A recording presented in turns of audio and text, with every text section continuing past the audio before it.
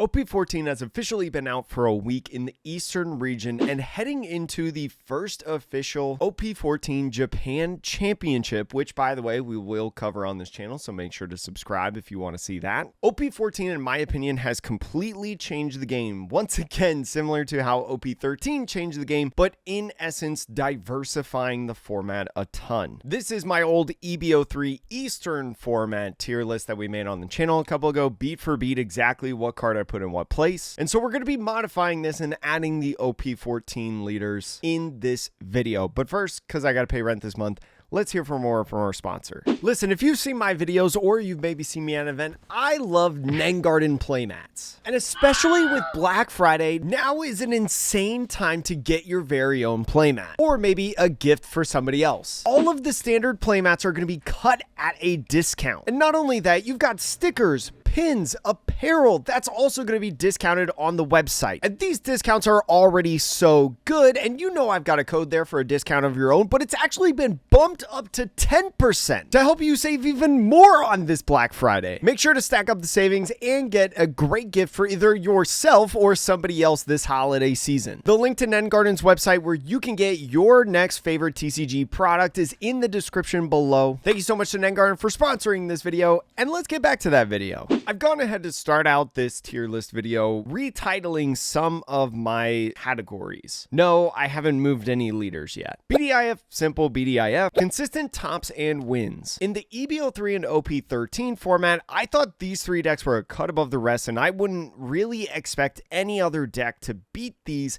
in a championship. This category, by the end of the video, is going to be decks that I think can really win a championship, maybe even multiple in this format, but they're not the #1 deck in my eyes. Top Cut Squeakers are decks that I think have the potential to make top cuts, especially in these Japan, Malaysia, Singapore, Eastern championships. If we were to look at a top 16 top cut and you showed me X leader, I would be like, oh, that's cool, but not overly surprising. Now, I've got here the off-meta category, and that is basically what it sounds, just a bunch of off-meta leaders that I see people have some popularity. They might not really be good. I wouldn't expect them ever to make a top cut, but at your local events, they've got their own aura. But there's this weird category of decks, in my opinion, that are not the level of top cut squeakers, but are not necessarily the off-meta super rogue kind of category. That is the not bad needs testing category. These decks are laid on two sides of the spectrum, in my opinion. The first one being that these decks have got some potential to break away. Maybe they were good contenders previously in the EBO3 OP13 format, and I don't really see them going down any farther,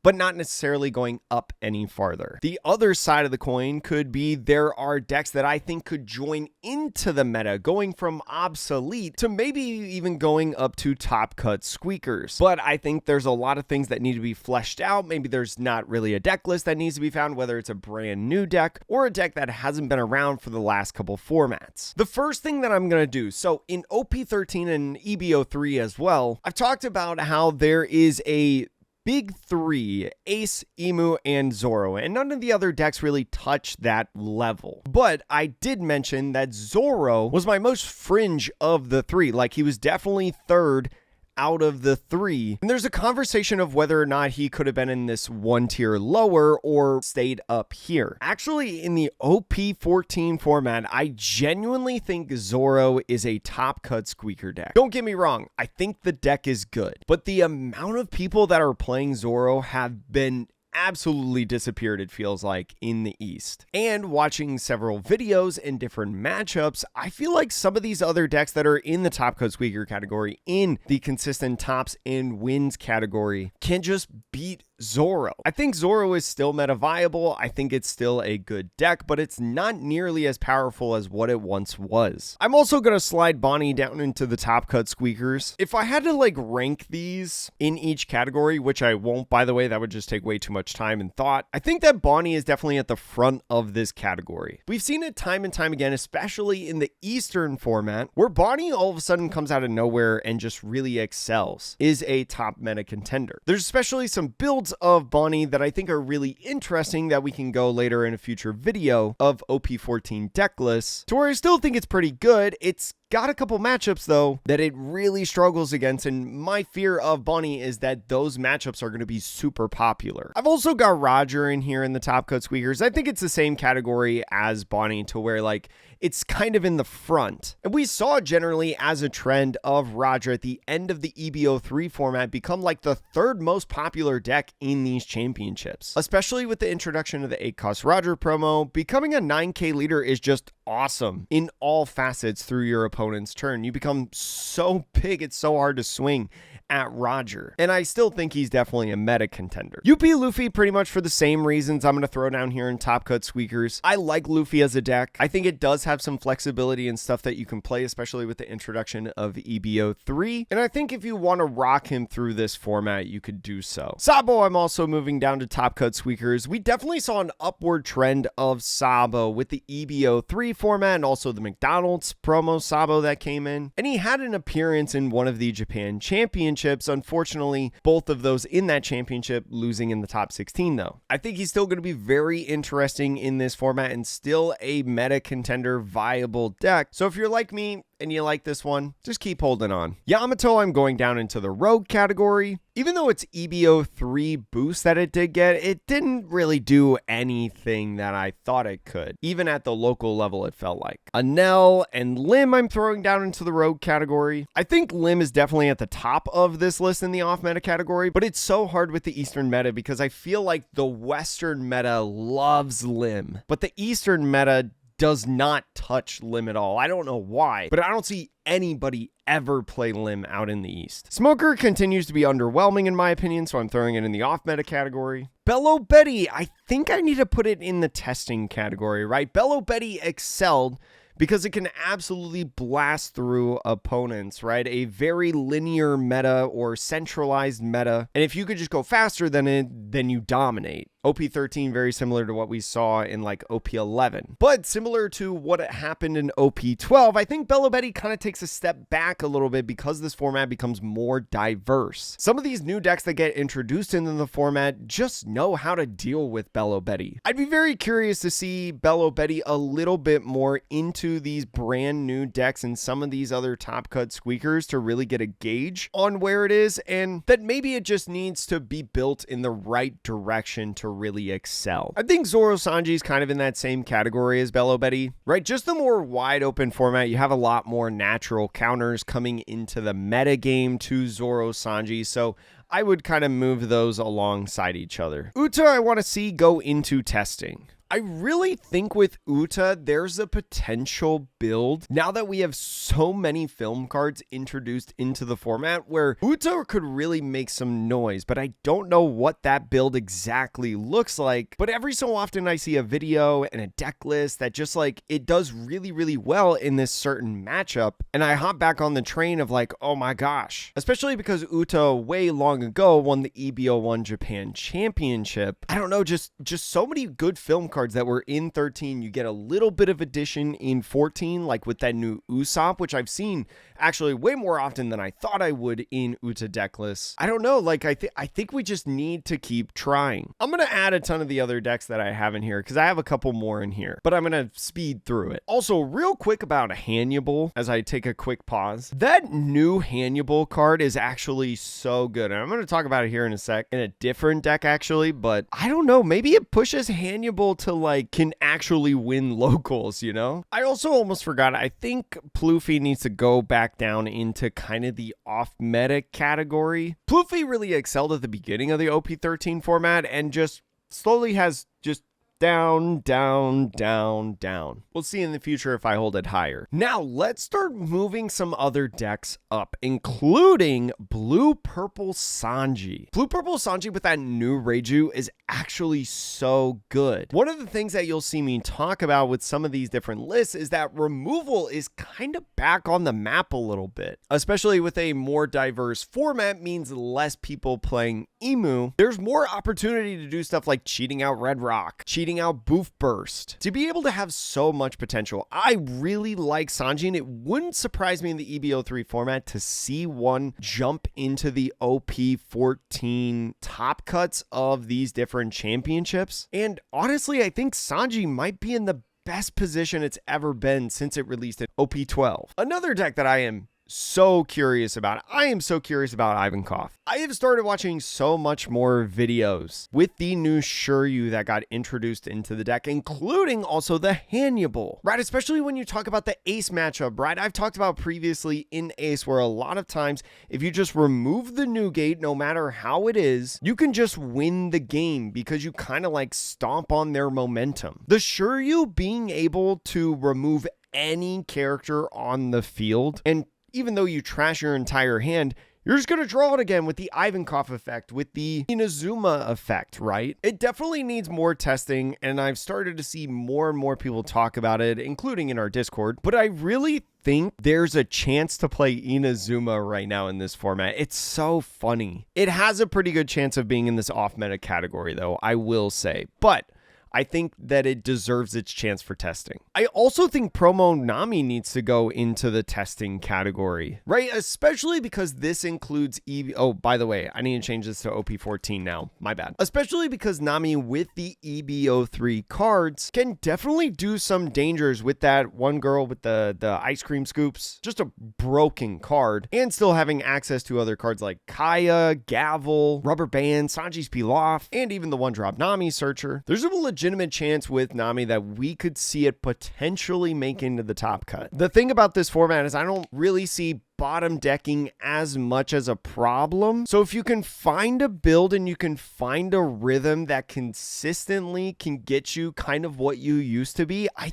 think there's a chance for Nami, much to many other people's demise, I guess. I also think Sugar needs a lot of testing, right? We have now had back-to-back sets where Sugar definitely gets some boost in EBO3, and now with a whole brand new side of purple Don Quixote Doflamingo cards, especially with a couple cool events in there as well, and a really interesting boss monster in the 10-drop Dofi. I think that there's definitely some potential with Sugar. Maybe it goes into the off-meta category, but it definitely needs a lot more testing in my opinion. Now, here's the big thing about this format that really shifts it into a more diverse setting. Some of you may have seen this conversation online, but I genuinely think Emu moves down from the top tier and Ace becomes the lone BDIF. Don't get me wrong, I still think Emu is going to be a good deck, and it wouldn't surprise me to see multiple Japan championships won by this leader. But if you saw my tweet the other day, I think OP14 is designed to be able to knock Emu off a notch without having to ban it or whatever. And I think they actually do a pretty decent job of that. Sure, it's still going to be a popular deck, and sure, its population is still going to be pretty healthy, but looking at the meta and looking at a couple of its matchups, it's hard to argue that it doesn't get knocked down a notch. And then before we get into the OP14 decks and where I think they fall, as I usually do on this channel, I usually always do the new decks on the tier list last. I really think Sakazuki and Rob Lucci need more testing within this format, right? Because of the knockdown on Emu, right, from being in the top tier means much more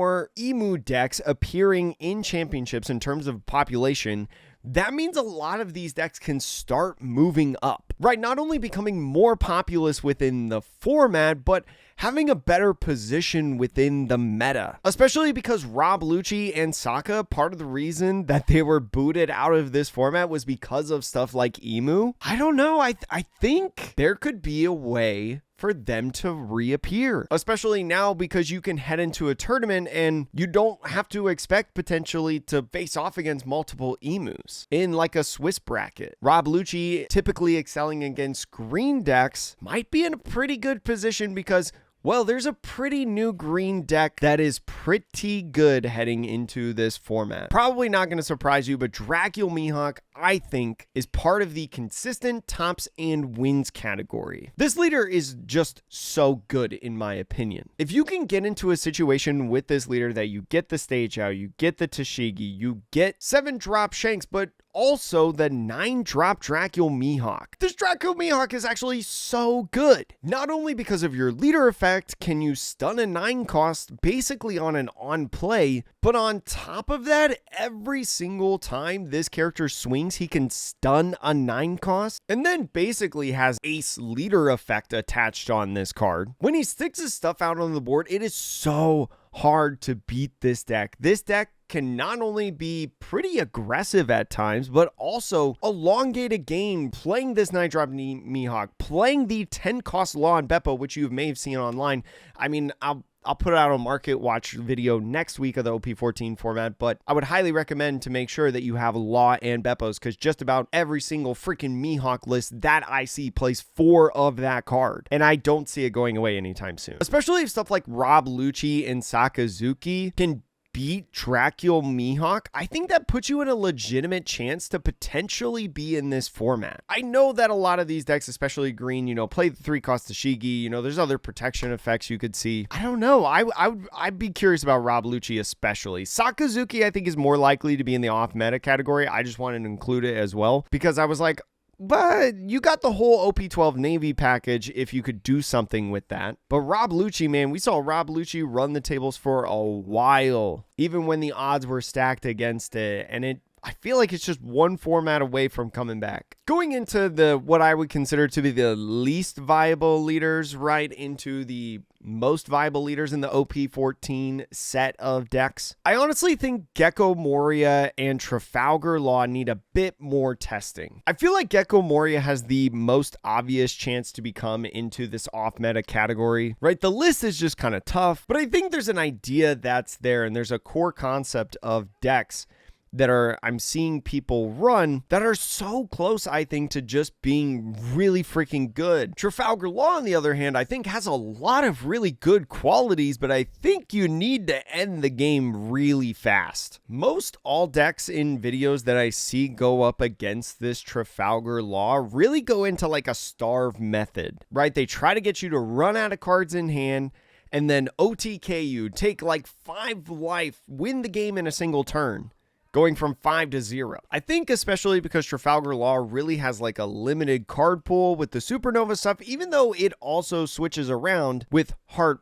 Pirates types. There's a lot of Heart Pirates that are just not Supernova, so you can't find them on your Supernova searchers, which makes them unsearchable, so why would you run them? Or it makes it hard to validate running them. I think, though, that this is a cool leader, and in terms of like an aggressive kind of style deck, I think it has the potential to be the most aggressive deck in format, but I definitely think there needs to be a little bit more time trying to figure out what the deck list exactly looks like. Doflamingo, I think, is definitely on the verge of being a needs testing kind of category, but I'm going to put it in the top cut squeakers. It is probably alongside something like Vivi and Silver's Rayleigh, some of the more least likely leaders to make a top cut, but are still very good and viable decks within the format. Doflamingo as a concept and as a deck, I think, is so sick. I've told you guys that I am most excited for Doflamingo in the OP14 format. That's the deck that I want to play. But the thing about Doflamingo is it feels like stuff like Roger. When you find the cards that you need on curve, the